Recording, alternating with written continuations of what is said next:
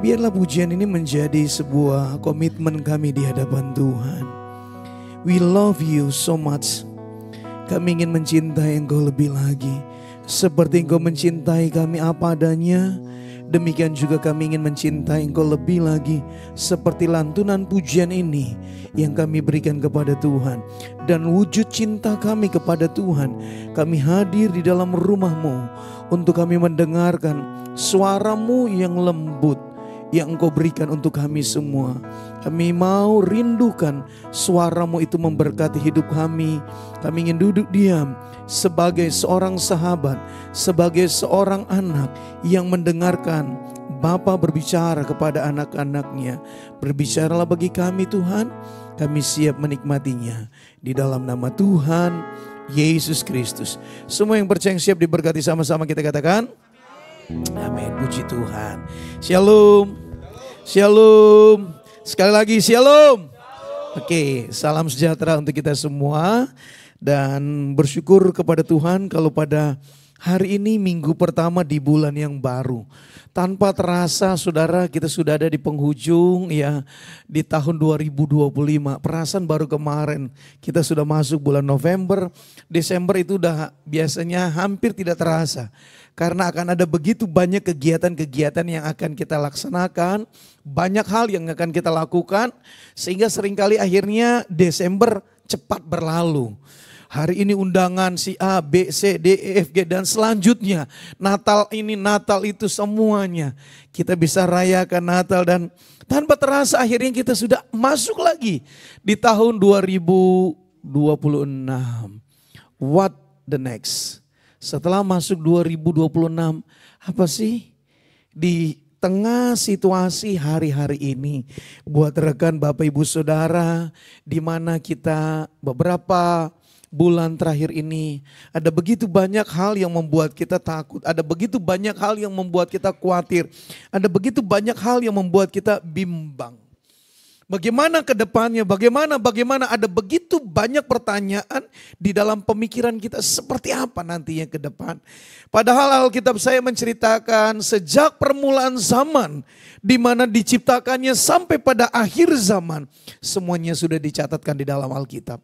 Masalahnya adalah seringkali kita mengabaikan firman itu sendiri. Segala permasalahan yang ada di dalam dunia dapat dirangkumkan dengan sebuah jawaban dari 66 kitab yang saudara dan saya miliki. Masalahnya adalah seringkali kita gak mau buka Alkitab kita saudara.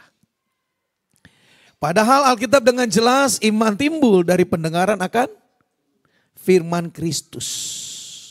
Firman yang diurapi, Kristus artinya yang diurapi. Bagaimana firman itu yang tadinya beberapa bagian firman. Pertama, Yohanes pasal yang pertama, ayat yang pertama. Pada mulanya adalah firman. Firman itu bersama-sama dengan Allah. Dan firman itu adalah Allah sendiri. Logos. Tetapi akhirnya dari logos berkembang menjadi rema. Dari rema akhirnya menjadi life. Gitu ya. Hidup di dalam diri kita dari life berubah menjadi implementatif. Jadi itu proses dari firman menjadi dari logos, rema, life, implementatif. Artinya apa saudara? Firman yang tadinya tulisan, kita renungkan, mengubah cara pikir kita, merubah sikap hati kita. Yang pada akhirnya dia mulai hidup. Sehingga aktivitas hidup saudara dan saya, tutur kata kita, pikiran kita, perkataan kita seperti firman Tuhan. Dan akhirnya mulai bergerak. Firman itu menjadi nyata di dalam diri kita. Kenapa? Dia ada di dalam hidup saudara dan saya. Nah hari ini saya ingin bicara tentang, mungkin teman-teman pernah dengar lagu, saudara pernah dengar lagu, Antara Aku, Kau. Nah, berarti tahu itu. Usia berapa sampai tahu lagu ini? Siapa yang ciptakan lagu ini? Iwan Fals. Tapi hari ini yang ciptakan adalah Daud, saudara. 1 Samuel pasal yang ke-20 dari ayat yang ke-23. Demikian firman Tuhan. 1 Samuel pasal yang ke-20 Ayat yang ke-23 bilang begini, tentang hal yang kita janjikan itu, antara aku dan engkau, sesungguhnya Tuhan ada di antara aku dan engkau sampai selamanya. Ini adalah sebuah percakapan antara Daud dengan Jonathan. Siapa itu Jonathan itu? Anak Saul. Sebenarnya pada akhirnya adalah Yonatan ini iparan sama Daud. Ya, karena Daud mengambil Milka gitu ya. Milka itu adalah istri Daud. Tapi dia menghujat pada saat Daud mulai menari-nari. Artinya ada sebuah kedekatan. Sebuah persahabatan yang sangat luar biasa antara Daud dan Yonatan. Sebuah gambaran bagaimana nilai dari sebuah persahabatan. Kenapa saya ingin bicara tentang sebuah persahabatan? Karena hari-hari ini dunia menyodorkan persahabatan cara duniawi. Hari-hari ini dunia sedang membuka diri menjadi sahabat bagi manusia. Yang pada akhirnya tanpa disadari persahabatan terhadap dunia membawa kepada kebinasaan. Tapi persahabatan kepada Yesus Kristus membawa kepada kehidupan kekal. Nah, bagaimana nilai dari sebuah persahabatan antara aku, kau, dan dia? Di mana akhirnya Daud dan Yonatan memiliki sebuah kesepakatan, kedekatan, sebuah persahabatan yang sangat luar biasa. Ditentukan kembali dalam 1 Samuel pasal yang ke-40 ayat yang ke-42 kembali. Bilangnya begini saudara. Kemudian berkatalah Yonatan kepada Daud, pergilah dengan selamat, bukankah kita berdua telah bersumpah demi nama Tuhan. Demikian, Tuhan akan ada di antara aku dan engkau, serta di antara keturunanku dan keturunanmu, sampai selama-lamanya. Setelah itu bangunlah Daud dan pergi, dan Yonatan pun pulang ke kota. Kalau melihat cerita tentang ini, saya membacanya bagaimana nilai dari sebuah persahabatan yang sangat luar biasa. Hari-hari ini persahabatan itu sedang diuji. Kita ini punya sahabat seperti apa? Kita memiliki persahabatan seperti apa? Saudara pasti memiliki sahabat-sahabat. Di antara pertemanan mungkin ada ribuan teman kita. Tetapi berapa banyak menjadi seorang sahabat? Tidak banyak. Teman boleh banyak, tapi sahabat itu belum tentu, saudaraku. Biasanya sahabat itu akan selalu hadir di dalam suka dan duka. Setuju saudara? Ya, ada duit tidak ada duit, dia akan selalu hadir untuk kita. Ikut rame, nggak ada lu nggak rame. Dia akan selalu hadir. Tapi seringkali akhirnya nilai dari persahabatan seringkali bergeser. Padahal Alkitab bilang begini, Amsal Salomo pasal yang ke-17, dari ayat yang ke-17, seorang sahabat menaruh kasih setiap waktu dan menjadi seorang saudara dalam kesukaran. Seorang sahabat akan menaruh kasihnya setiap waktu, dan ketika sahabat yang ngalamin kesukaran, dia justru menjadi saudara. Artinya lebih dekat lagi. Turut merasakan apa yang dirasakan oleh sahabatnya. Pertanyaan hari ini, apakah saudara masuk di kategori sebagai seorang sahabat yang baik? Coba lihat kanan kirinya, yang ada di samping kanan kiri saudara, depan belakang. Ini teman sahabat gua atau hanya teman? Kalau teman, ya biasa saja, nggak ada chemistry-nya saudara. Kalau seorang sahabat, coba lihat dari cara pandang saudara terhadap sahabat saudara. Lihat, ya lu suka nyolongin tempe goreng gua lo. Aduh, lu nggak bestie. Kalau zaman sekarang gitu kan, nggak bestie gua lo. Dan banyak alasan gitu kan. Dan seringkali akhirnya nilai dari persahabatan diuji. Ada dua hal yang menguji persahabatan itu. Yang pertama keadaan. Yang kedua menguji dari seorang sahabat waktu. Dua hal ini menjadi ujian. Apakah saudara dan saya benar-benar dikategorikan sebagai sahabat? Atau hanya sebagai seorang teman? Hanya sebagai seorang teman? Atau benar-benar saudara menunjukkan bahwa saudara dapat dikategorikan sebagai seorang sahabat? Sekali lagi, teman bisa banyak, tapi untuk menjadi sahabat butuh 2 proses. Di tengah kondisi yang tidak baik-baik saja, apakah dia ada bersama dengan saudara atau sebaliknya saudara ada untuk dia? Yang kedua, berapa banyak rentan waktu yang saudara miliki dalam membangun sebuah persahabatan? Ataukah hanya sifatnya temporary, sementara situasi, oh ya udah teman saya, dulu dia teman sahabat saya, sekarang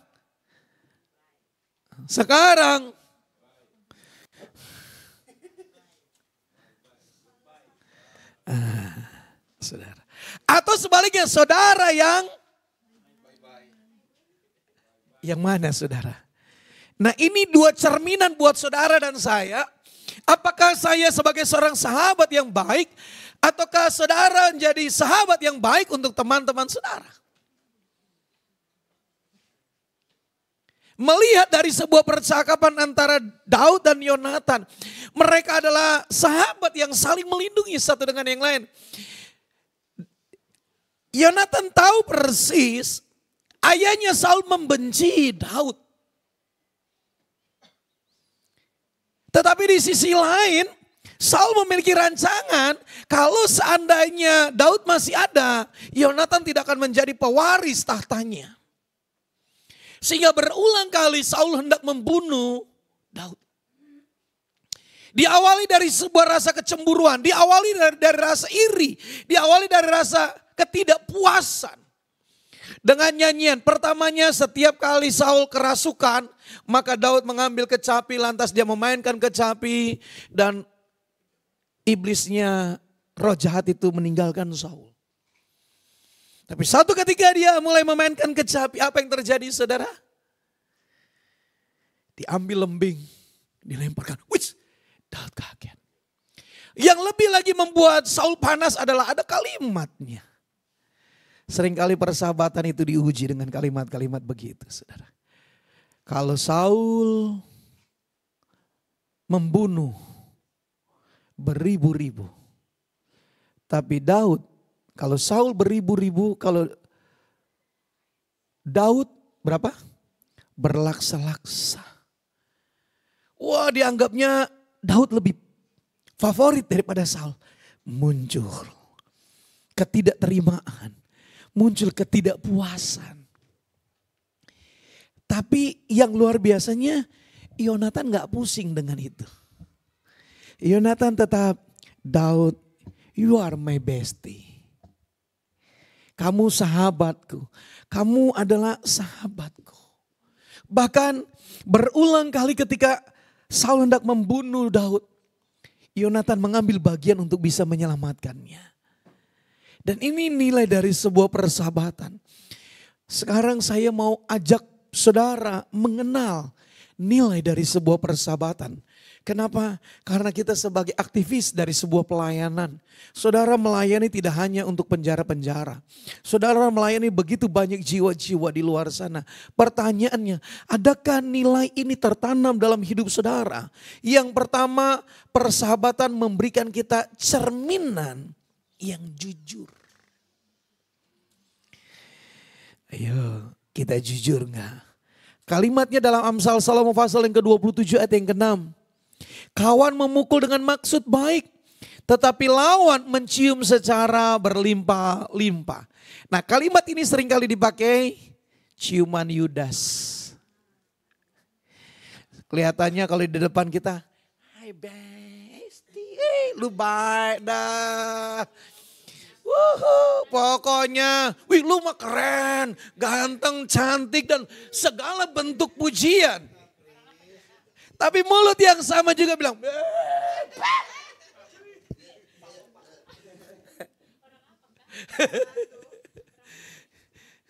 pertama kali di depan dia bilang, Om Dot, ganteng Om Dot, rambutnya spike gitu kan. Om Dot keren, rohani, baik dan luar biasa. Om Dot belum keluar dari ruangan ini, hanya baru membalikan badannya.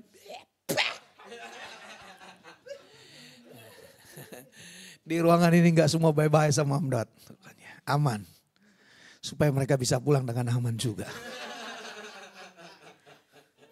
Seringkali akhirnya ada pujian yang membuat kita bangga gitu. Senang. Dan seringkali akhirnya kita tanpa kita sadari kita sudah memanipulasi. Persahabatan harus jujur tanpa manipulasi. Katakan sama kanan kiri, jangan manipulasi ya. Belajar jujur. Walaupun kadang-kadang kejujuran itu menyakitkan saudara. Iya kan, kadang-kadang kejujuran itu menyakitkan. Tidak semuanya kejujuran itu memberikan penghiburan. Kadang-kadang di ujung dari sebuah kejujuran adalah menyakitkan. Kadang-kadang gak enak kalau jujur. Saya kalau udah jujur, aduh live lagi ini.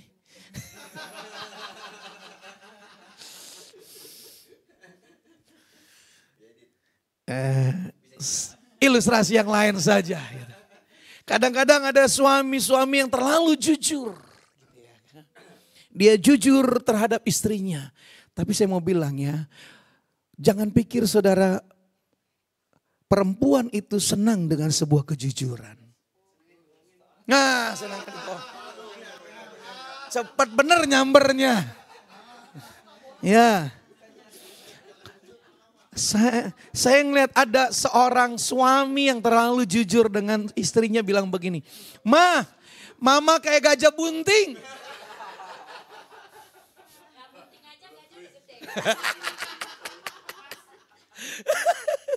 Enggak bunting aja gede gitu kan. Apalagi dia gajah bunting.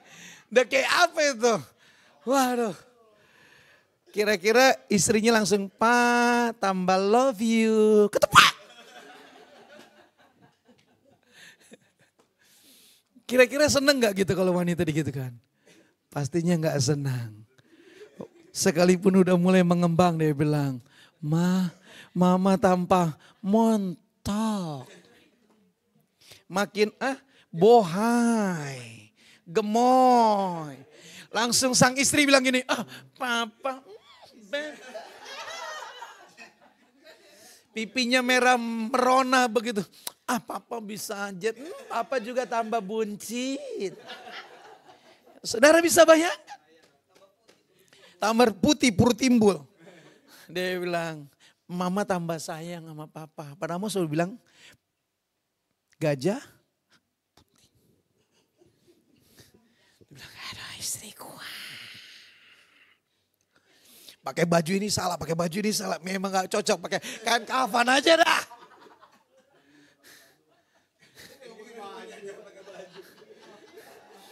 Susah pakai baju ini gak cocok, pakai baju ini. Karena terlalu besar. Yang paling gampang apa? Hordeng. Kayak lepet dah. Sebaliknya gitu kan. Suami-suami itu paling gak setuju dimanipulasi. Kalau mau jujur. Jadi istri belajar kata jujur terhadap suami. Laki-laki itu senang dengan sebuah kejujuran. Tapi wanita seringkali tidak siap dengan sebuah kejujuran. Maka tanpa disadari akhirnya ada dusta di antara kita. Daud belajar dalam sebuah persahabatan tanpa memanipulasi. Dan Daud tidak mencari kepentingan. Dia bilang gini, kalau lu jadi raja, lu jangan lupa. Gue orang kedua lu ya. Enggak ada janji itu. Sebaliknya dalam sebuah percakapan enggak ada. Tidak mengambil sebuah keuntungan tapi sebuah kejujuran. Persahabatan tidak mengambil keuntungan tapi sebuah kejujuran. Ini cerminan kemurnian. Persahabatan sifatnya juga saling memberi kekuatan. Enggak saling menjatuhkan. Jangan pakai ilmu kodok dalam sebuah persahabatan. You know ilmu kodok, injak bawah, lompat ke atas. Jangan menginjak pansos kalau zaman sekarang. Temannya diinjak, akhirnya dia yang menonjol. Yang kerja keras temannya. Itu bukan sahabat, saudara. Gitu. Jadi bukan sahabat. Sahabat sejati sebaiknya dia harus memberi kekuatan untuk membangkitkan, bukan untuk memanfaatkan. Tapi justru seorang sahabat dia memberi kekuatan. Ayo sama-sama. Kipit kanan, kipit kiri. Yuk kita jalan bersama-sama. Kalau engkau lelah, kerja. Saya nggak tahu yang sudah berangkat ke Israel berapa orang di sini. Belum, sama doang. Saya nggak tahu apakah sempat ke Mesir nggak. Jadi waktu mau naik ke atas Gunung Sinai, ya, dari Sin Catherine gitu ya, naik onta. Dan ontanya luar biasa, tanpa ada pembimbing, onta itu jalan sendiri. Kalah mobil yang ada di Amerika tanpa supir. Onta ini tanpa supir dia naik ke atas. Sampai di atas pertengahan itu ada sebuah Starbucks. Soalnya kita biasa menyebutnya itu kafe Starbucks di situ. Walaupun gak ada tulisannya Starbucks, ada yang tulisannya berbeda. Gitu ya. Nah dari situ untanya menurunkan kita. Lantas kita naik kurang lebih 400 sekian anak tangga lagi ke atas. Saudara. Nah biasanya $20. Ada guide bayar $20 gitu. Dia kipit kita, diajak. Walaupun kita udah ngos-ngosan, dia nah ayo, come on. Terus dia jalan sampai naik tangga, sampai di atas puncak Gunung Sinai. Itu $20. Tapi dia rangkul begini kencengin, dia ajak kita, dia paksa kita. Menopang. Sahabat, dia menopang tanpa bayaran. Katakan kanan kiri, jangan mau dibayar.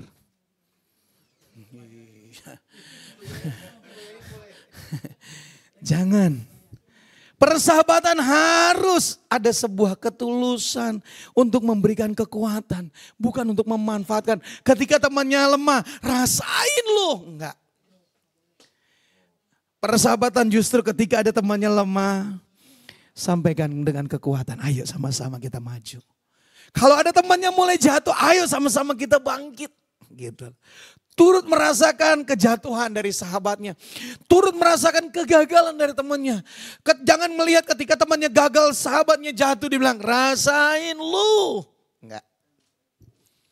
Tapi dia harus mengambil sebuah tanggung jawab. Yuk ambil. Bawa dia.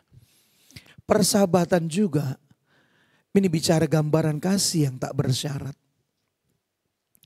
Dikatakan seorang sahabat menaruh kasih setiap waktu. Dan menjadi seorang saudara dalam sebuah kesukaran. Dalam kesukaran. Dia menaruh setiap waktu. Saudara bisa bayangkan gambaran kasih yang tanpa syarat. Memang kalau dalam sebuah persahabatan, hendaklah jangan bersyarat. Tapi di atas dasar sebuah ketulusan. Amin. Dan akhirnya saudara, yang keempat, yang terakhir. Persahabatan mempertajam hidup saudara dan saya. Saling gesek. Saling menegur. Saling mengkritik. Dia menerima nasihat. Saling memberikan nasihat, saling memberikan teguran.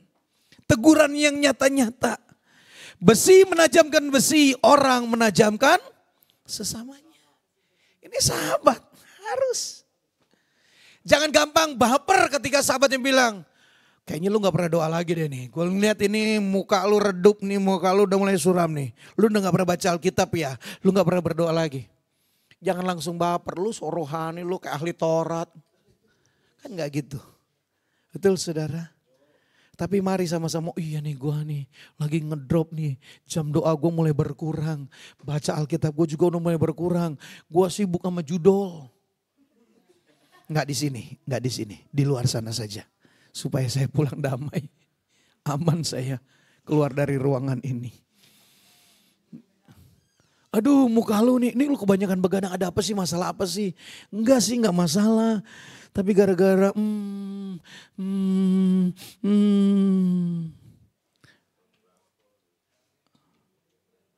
ada judul, pinjol, apalagi saudara? Oh, panjol. Apa tuh? Sama.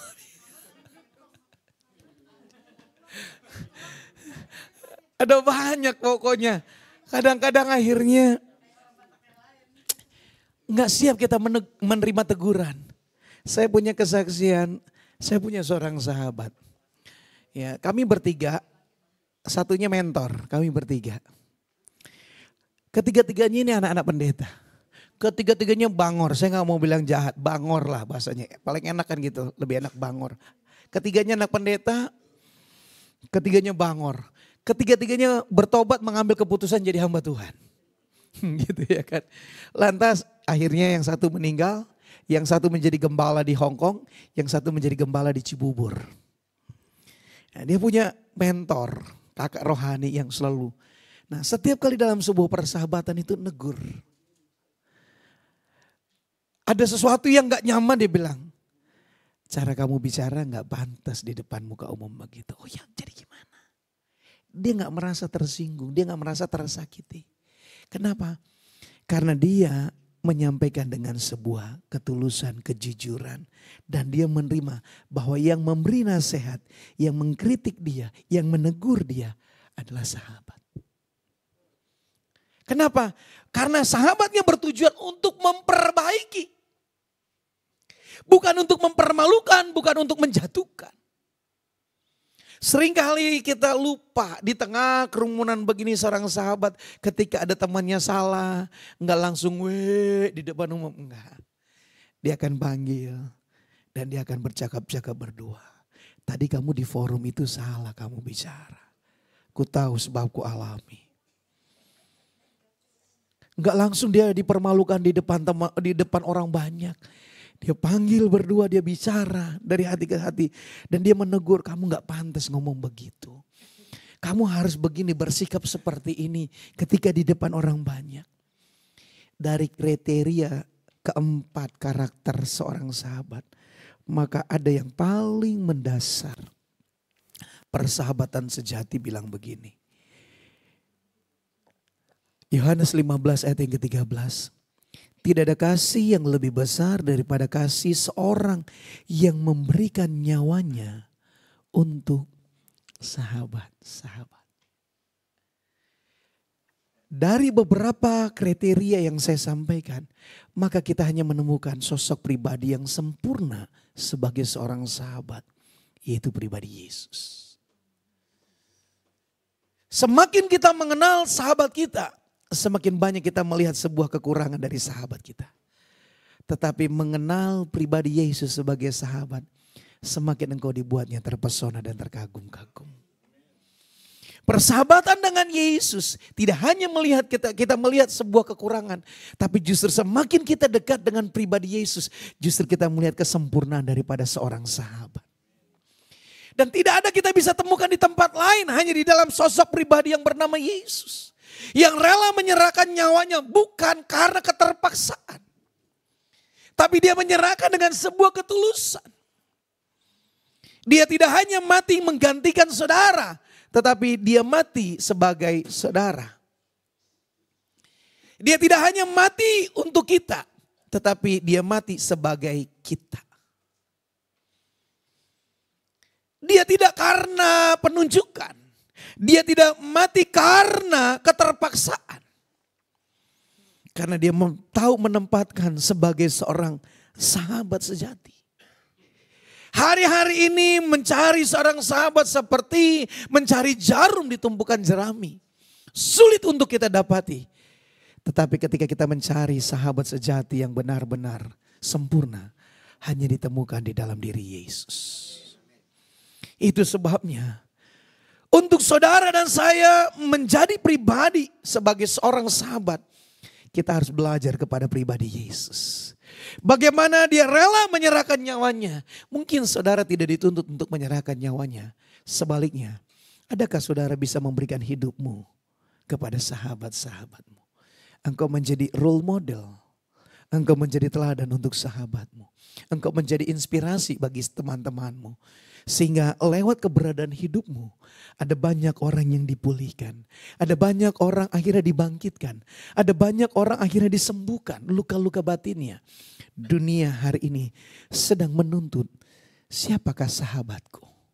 Begitu banyak ketika saudara mengetik siapa sahabatku, maka akan ada begitu banyak catatan-catatan di sana. Dan pada akhirnya tidak ditemukan nilai dari seorang sahabat di dunia ini. Nilai dari kesempurnaan seorang sahabat hanya bisa kita temukan di dalam Yesus. Kau sahabatku. Makanya ketika seorang yang bernama Abraham, di tengah kesendiriannya dia, tapi Abraham mampu menempatkan diri sebagai sahabat. Bahkan Allah sendiri berkata, kamu sahabat Allah. Friend of God. Nama atau predikat yang Allah berikan kepada Abraham adalah friend of God. Sahabat Allah. Biarlah saudara dan saya memiliki predikat yang sama. Menjadi sahabat Yesus. Supaya apa? Dunia melihat pribadi Yesus. Saya punya sahabat saudara yang sekarang jadi gembala di Australia. Kalau orang bicara tentang Elisa, orang bicara tentang Jerry Sanger. Kalau orang bicara tentang Jerry Sanger, dia akan konfirmasi kepada Elisa. Kami punya sahabat. Bertahun-tahun, berpuluh tahun kami membangun persahabatan itu. Bahkan lebih dari itu. Ketika saya dalam sebuah pergumulan, orang pertama yang menghubungi saya, Cak, dia panggil-panggilan nama saya, Cak, ngana bye-bye. Kenapa Cak? Nyanda kita lagi doa tiba-tiba Tuhan taruh di pikiran kita, hati kita, ada masalah apa? Dia tahu. Sebaliknya dia bilang, Cak, ngana lagi sakit. Nyanda iya kemarin ada kesehatan tegang. Ada seperti ikatan, saudara. Kenapa? Membangunnya dengan sebuah ketulusan. Membangunnya bukan untuk sebuah pemanfaatkan. Tapi membangunnya karena saling bertumbuh bersama-sama dalam kedewasaan. Dan hari-hari ini biarlah kita menjadi sahabat yang terbaik bagi teman-teman kita. Bagi komunitas kita. Bagi sepelayanan kita hari-hari ini. Supaya lewat persahabatan saudara. Antara aku, kau, dan dia. Hadir di tengah-tengahnya. Supaya apa?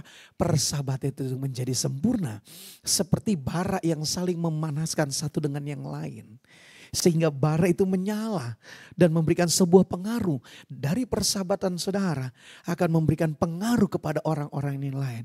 Melihat dari cara berteman kalian, cara persahabatan kalian. Orang melihat cerminan Yesus di dalam diri kita. Ketulusan, kejujuran, kemurnian hati. Dan itu sebabnya salah satu untuk menjadi sahabat sejati daripada Yesus. Biarlah tubuh dan darahnya menyatu dengan kita. Sehingga karakter daripada pribadi Yesus menyatu di dalam diri kita. Lewat perjamuan yang kudus. Perjamuan kudus ini bukan hanya sekedar sebuah liturgi dari kebiasaan gereja Tuhan. Bukan. Tapi di dalamnya ada pesan spiritual. Supaya perilaku dan cara berpikir Yesus ada di dalam diri kita. Supaya kita menjadi sama seperti Yesus. Dia memiliki persahabatan yang baik. Kalau Yesus memberikan nyawanya buat saudara dan saya. Kita memberikan hidup kita untuk sahabat-sahabat kita yang lain. Supaya lewat hadirnya hidup saudara adalah hadirnya Yesus untuk sahabat-sahabat. Yesus ada di dalam diri kita. Orang melihat cerminan Yesus di dalam hidup saudara. Tuhan Yesus memberkati kita semua.